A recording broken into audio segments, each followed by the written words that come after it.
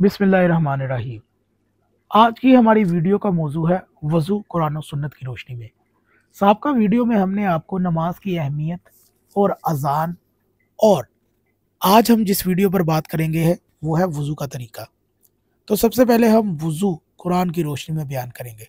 इससे साबका गुजरी वीडियो में हमने नमाज को इकट्ठे पढ़ना, शिया 3 अजानें क्यों देते हैं और नमाज की अहमियत और असूल दीन पर बहस की थी। आज हम आपको बताएंगे कि वज़ू कुरान में कैसा है। नमाज पढ़ने के लिए इंसान का वज़ू होना शर्त है।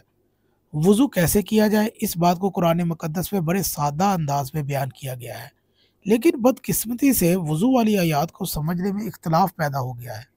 वज़ू वाली आयात और इसका शिया और अहले सुन्नत उलमा का किया हुआ तर्जमा नकल करने से कबल इस बात की वजाहत कर दी जाए कि शिया सुन्नी उलमा का इस बात पर इत्तफाक है कि वज़ू में 4 चीज़ें फ़र्ज़ है।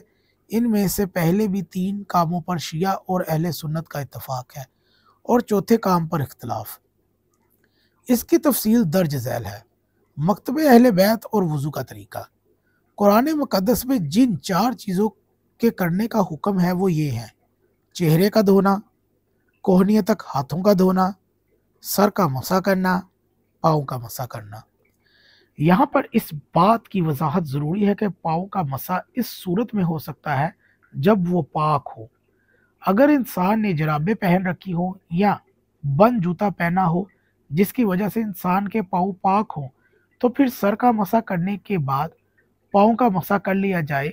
लेकिन अगर इंसान के पाँव खुले हों या किसी वजह से नापाक हो, तो इस सूरत में इन्हें पहले धो लिया जाएगा और ऊपर से खुश्क कर लिया जाएगा ताकि वज़ू करने की सूरत में इन पर मसा हो जाए। मकतबे अहले सुन्नत और वज़ू का तरीका। चेहरे का धोना पहला, कोहनियों तक हाथों का धोना, सर का मसा, पाँव का धोना। बरादरान अहले सुन्नत कहते हैं कि पाँव अगर पाक भी हों फिर भी इन्हें धोना है, लेकिन अगर पाकीज़ा पाँव पर मोज़े, चमड़े या रेक्सीन की जराबें हों पहने हुए हों तो उन मोज़ों पर मसा किया जा सकता है। नतीजा बहस ये निकला कि 2 अफराद वज़ू करने के लिए बैठे हैं, एक शिया है तो दूसरा अहले सुन्नत। दोनों के पाँव पाक है। अहले सुन्नत भाइयों ने पाँव में मोज़े पहने हुए हैं। अब शिया वज़ू करेगा तो वो पाँव पाक करने की वजह से उस पर मसा कर लेगा। अहले सुन्नत भाई वज़ू करेगा क्योंकि इसने पाँव पे मोज़े पहने हुए हैं, इसलिए वो भी मसा कर लेगा। अब गौर करें शिया और अहले सुन्नत के वज़ू में क्या फ़र्क रह गया।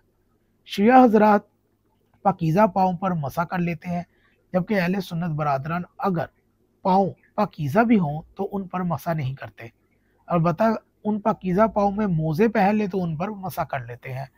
मतलब कि हम आपको एक सादा अल्फाज में ये बात बताएं कि शिया पर जब एतराज़ किया जाता है कि शिया का वज़ू तो पानी यानी कि पाँव धोने से शुरू होता है, तो उनसे गुजारिश है कि अगर पाँव पर पेशाब के छींटे पड़ जाएं या कोई ऐसी नजासत लग जाए तो ये अहले सुन्नत बरादरान भी जानते हैं कि सबसे पहले वो नजासत ख़त्म की जाएगी, ना कि बिस्मिल्लाह पढ़ कर वज़ू शुरू कर लिया जाएगा और एंड पर पाँव धोते वक्त नजासत भी साफ़ हो जाएगी। ऐसे तो वज़ू मुकम्मल भी नहीं होगा और ये वज़ू बातिल होगा। लाज़मी है कि नजासत वाली जगह को पहले साफ़ किया जाएगा और फिर दोबारा से बिस्मिल्लाह के साथ वज़ू शुरू किया जाएगा और एंड पर पाँव का मसा किया जाएगा। तो ये फ़र्क है शिया और अहले सुन्नत के वज़ू में। जबकि अहले सुन्नत को ये मालूम ही नहीं, वो अपनी जाहलियत और कम इल्मी की वजह से ये शिया पर इल्ज़ाम लगाते हैं कि शिया का वज़ू पाँव से शुरू होता है।